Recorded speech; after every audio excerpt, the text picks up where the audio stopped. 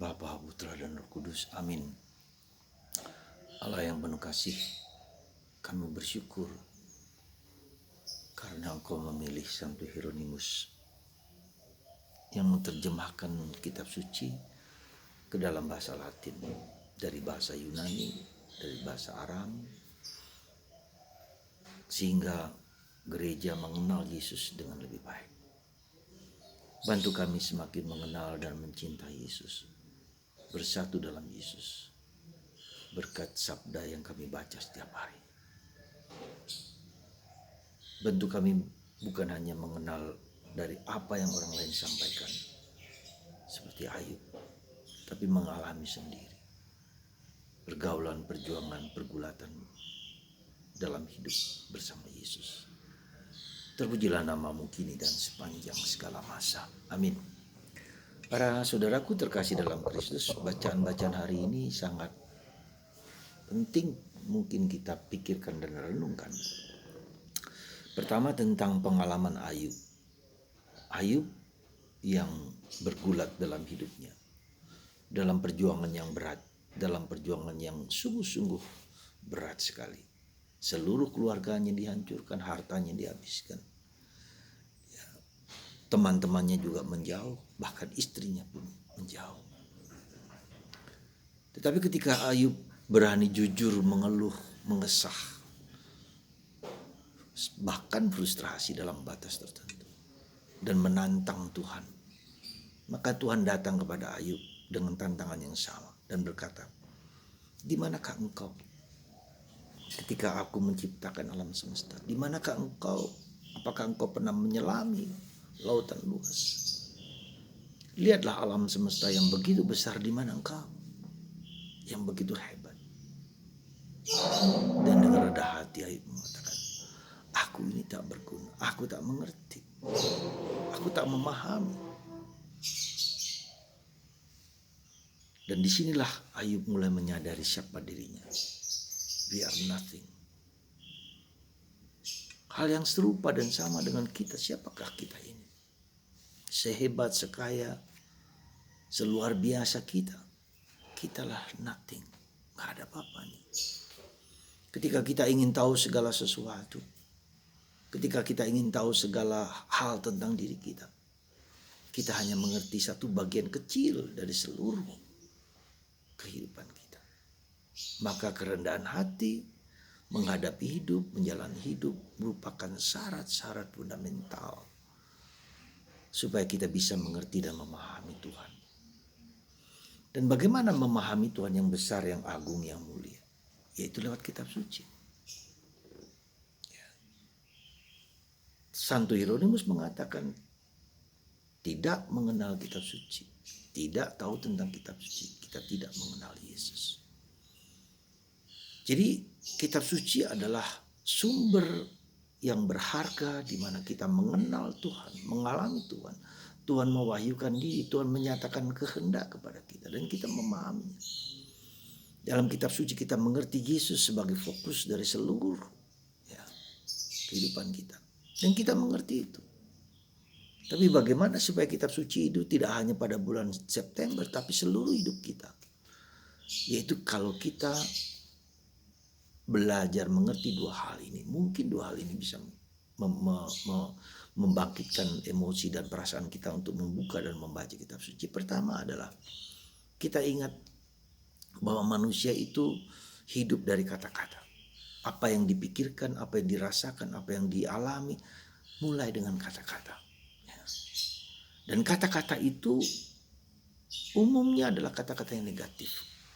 Menurut banyak ahli, jarang sekali kita memikirkan kata yang lebih positif. Tapi banyak sekali kata-kata positif yang membuat kita merendahkan diri, yang membuat kita direndahkan, yang membuat kita putus asa, yang membuat kita kecewa, yang membuat kita katakanlah discouragement. Jarang sekali kata-kata yang positif, yang benar, yang mulia, yang terus membangkitkan semangat. Nah, dengan membaca kitab suci, satu sisi adalah bahwa kata-kata yang kita miliki itu dibersihkan oleh Tuhan, dibersihkan oleh sabda Allah. Sabda Allah itu kabar baik. Nah, kabar baik berarti sabda energi positif dalam diri kita. Sabda Allah itulah yang membuang, menyingkirkan energi-energi negatif, kata-kata negatif, dan kita masuk dalam kata-kata positif. Meneguhkan, menguatkan, encouragement. Kalau tadi discouragement, sekarang encouragement, dorong, membangkitkan, bersemangat, bergairah, penuh harapan, positif. Dan itu sabda Allah, sabda kebenaran, sabda kebaikan. Dan kita mengenalnya lewat kitab suci itu. Dan ternyata sabda itu bukan hanya sabda kata-kata, tapi kata-kata itu adalah Yesus sendiri. Jadi semakin kita memasuki sabda, semakin kita memasuki kata-kata itu, kita berjumpa dengan Yesus. Nah, perjumpaan inilah yang menjadi kesatuan. Ya. Jadi kita menjadi sehati sepikir dengan Tuhan Yesus. Kita menggunakan seperti pikiran hatiku itu dibersihkan, disucikan dengan membaca, terus-menerus disucikan dan dibersihkan. Dan sehingga kata-kataku, pikiranku, semua yang ada dalam diriku menjadi kata-kata kebaikan, menjadi kata-kata Yesus. Ya. Dan inilah powerfulnya. Maka Santo Fransiskus Assisi, ya, seorang yang katakanlah dengan apa adanya, dengan apa adanya. Sabda itu diyakini sungguh-sungguh. Maka ketika dia mengatakan tinggalkan seluruh harta bendamu, ikut aku. Jadi lepaskan semua kekayaan-kekayaan yang punya milik bapaknya. Dan dia pergi dengan telanjang di hadapan uskup, di hadapan keluarganya.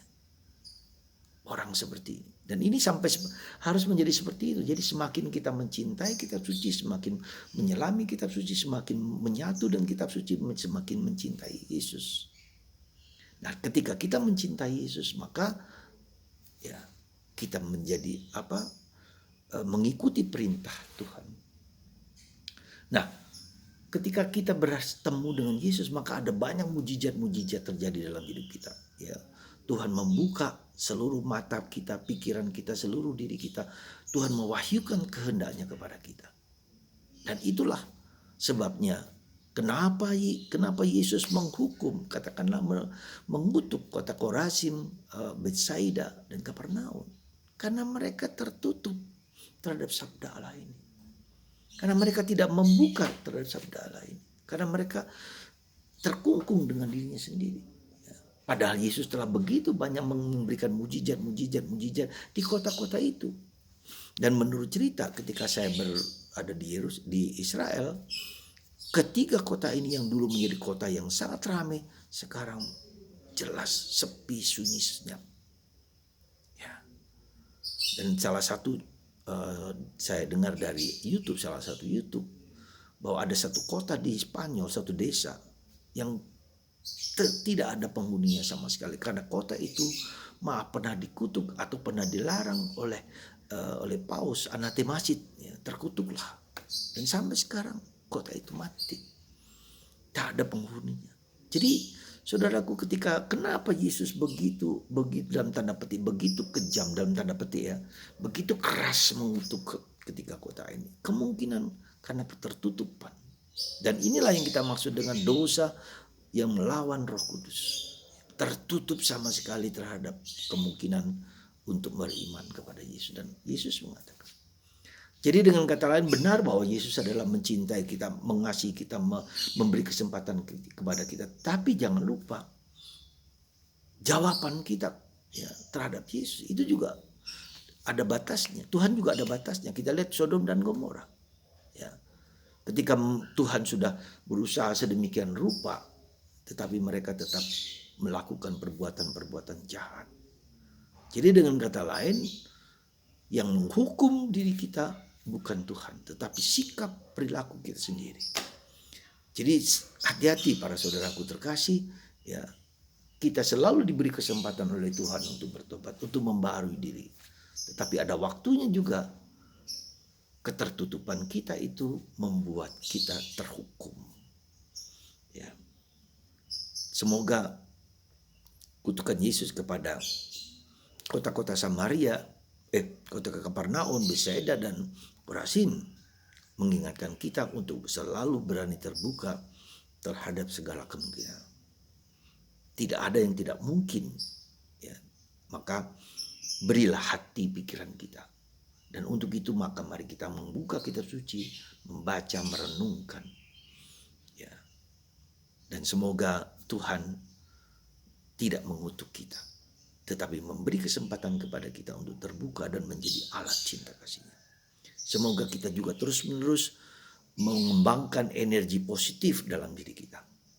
Lakukan yang baik, lakukan yang mulia, lakukan yang luhur, lakukan yang encouragement, tetapi menghindari, mengurangi yang negatif, yang kurang, yang menghina dan mengejek, yang sejenis itu membuat hati kita lumpuh. Hancurkan. Semoga kita hidup dalam pilihan untuk berbuat baik. Life is choice. Andalah yang memilih. Ketika Anda memilih kebaikan atau memilih kejelekan, Anda sendiri yang menghukum atau kita sendiri yang menghukum ketika kita tidak mendengarkan Tuhan. Tuhan memberkati Anda dan saya. Dan semoga kecintaan Anda terhadap kitab suci terus berlangsung selama hidup kita. Tuhan memberkati Anda semua dalam Bapa,